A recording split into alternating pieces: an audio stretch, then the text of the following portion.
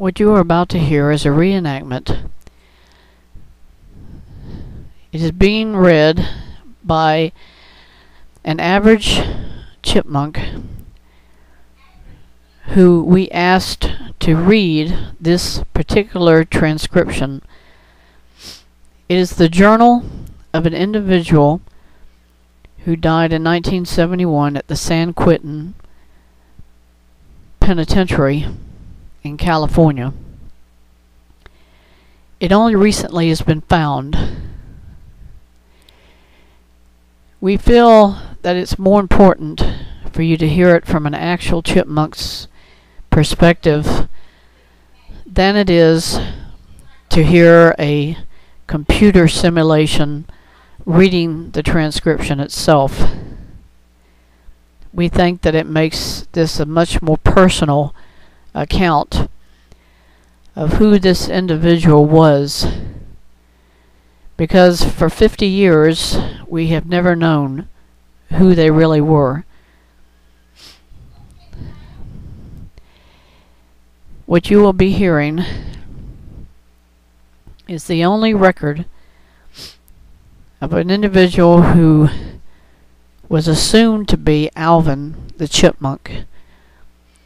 He was found guilty of attempted murder in 1969 in Los Angeles, of having attempted to kill Dave Seville in 1965.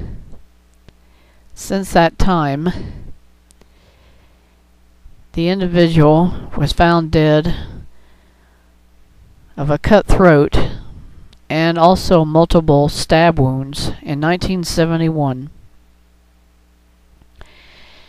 Now we present this unedited retelling of this individual, who we found out later was an imposter.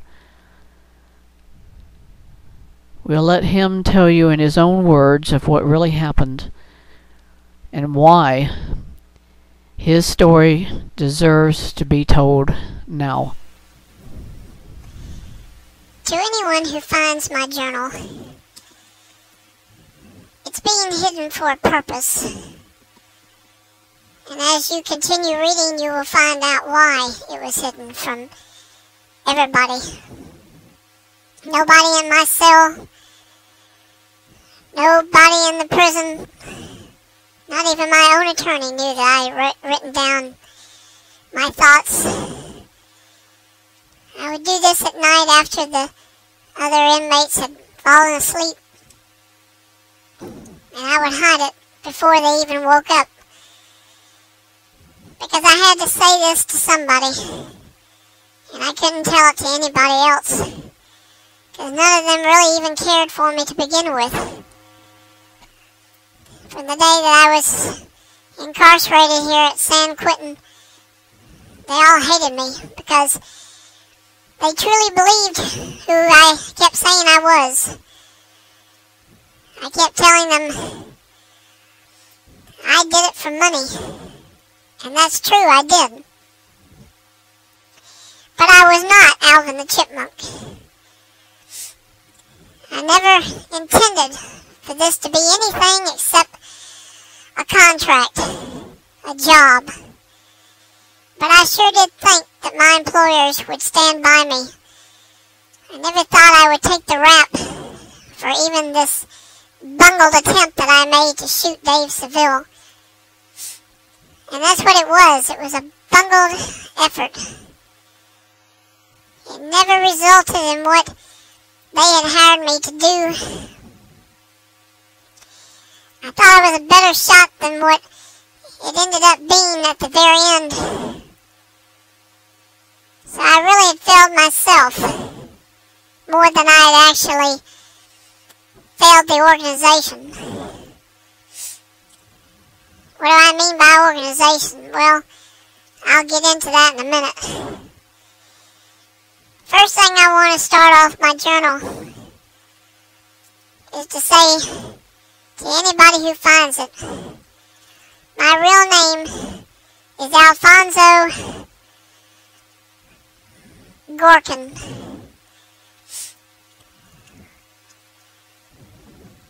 I'm an American citizen. But where I came from is not really important. All I can say, without implicating any of the members of my family, is that I came here to do a job. I was hired by a secret organization. They were contracted by Peter Pan Industries. They themselves even had ties to organized crime, and that's a part of the organization. But I'm not going to implicate the entire group by giving names, at least of them. All I'm going to say is that the organization hired me to come into the United States. They did various things to me. Plastic surgery. They altered my voice.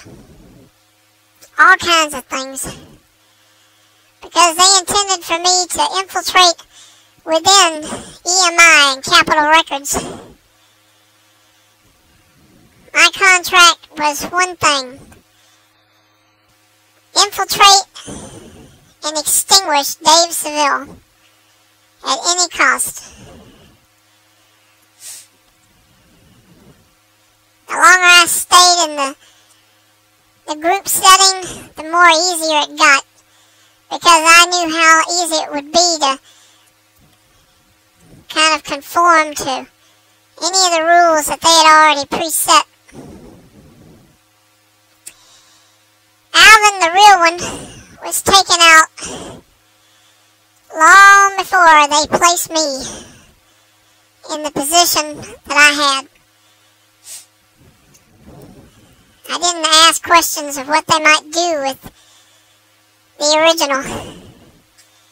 All I knew was that I was being put there for a reason, and once the contract was explained, I had all the information I needed. I didn't ask anything else. I just went straight forward to the assignment ahead of me.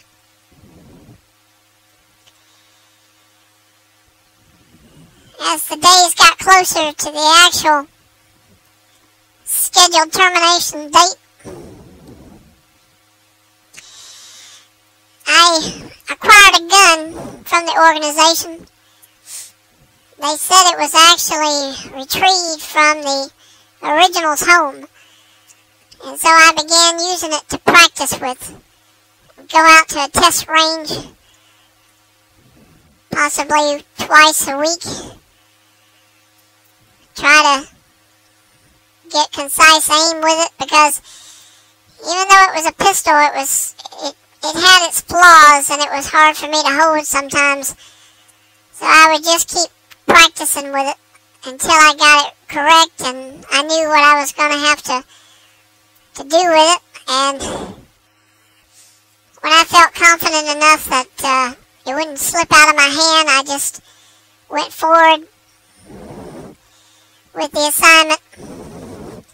And it was an ironic fact that we had to go in on Christmas Day to do the album completion, because they were running behind schedule for the past month.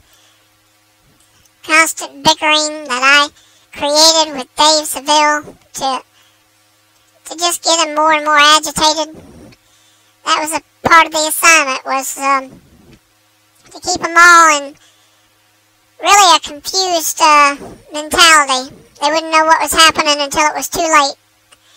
And then I would sling forward with my assigned task and get it over with. The organization told me once I had finished, it wasn't to resist. They said I would get all the legal advice and assistance that I needed.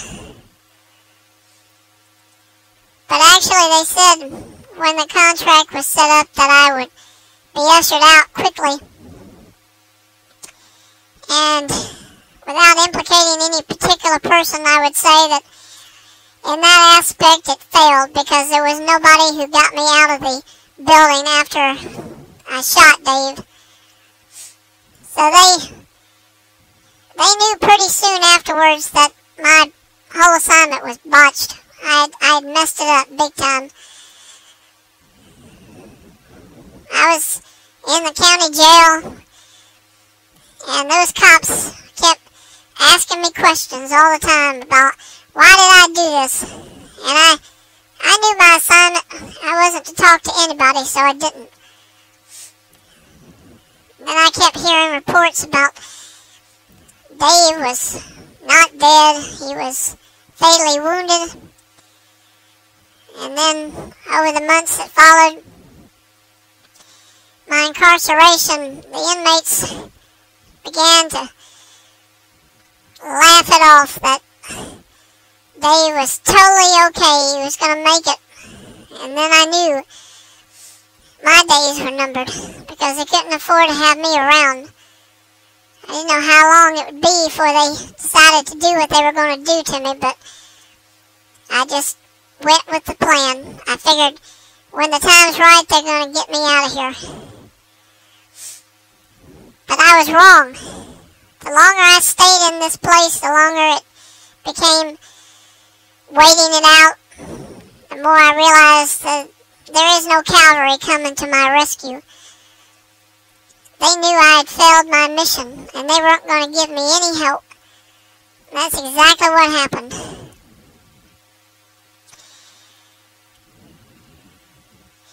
Even the defense attorney who represented me during the trial, he was a joke.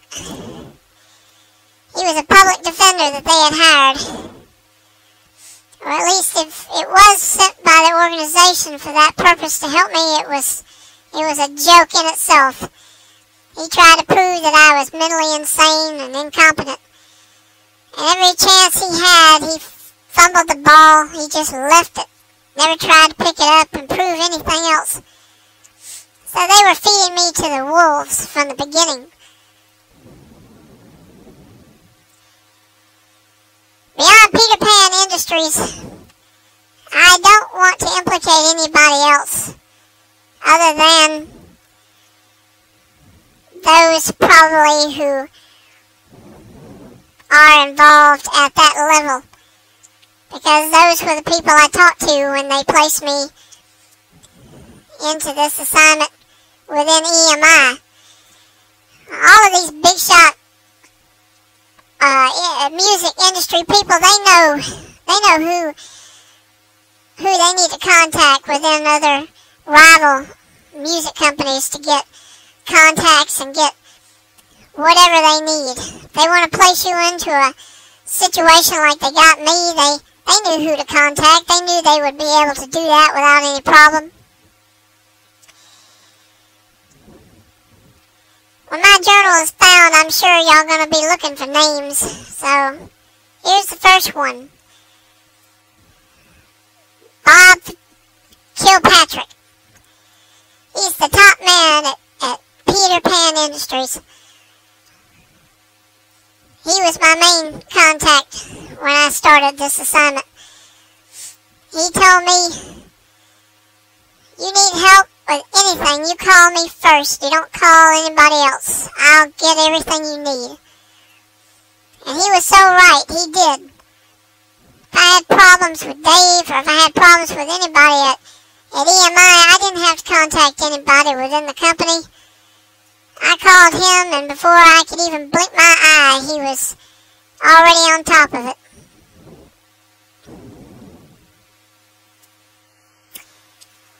I can remember I tried to call him as the one only contact I made after I was in jail. And you know what? That man never answered that phone. He never called me back. I remember trying to tell the other inmates during the trial, I'm not Alvin, I'm somebody else. They just laughed. They didn't believe it. I even tried to give out the names of the people I knew.